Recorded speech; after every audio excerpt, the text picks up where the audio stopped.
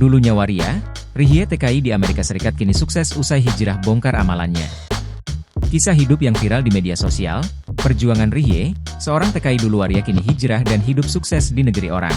Diketahui Rihye adalah pria asal Bogor yang sukses jadi tenaga kerja Indonesia atau TKI di Amerika Serikat. Kisahnya dibagikan akun TikTok pribadinya Rihye Adrian Degan dan dibagikan ulang Instagram Volksheet. Sebelum hidupnya sukses di Amerika, Rihye diuji dengan masuk dunia gelap waria. Ia mendapat hidayah, lalu memutuskan hijrah dengan mencari pekerjaan baru.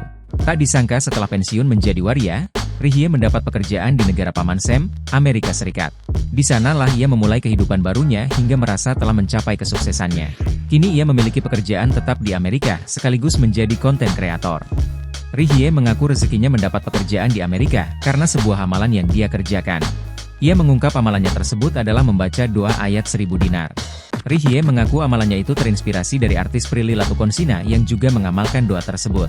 Pria asal Bogor itu mengaku merasa menjadi orang yang berkecukupan setelah mengadu nasib di Amerika. Bahkan Rihye mengaku kini hidupnya senang tinggal di Amerika karena menurutnya di negeri Paman Sam itu tidak ada body shaming.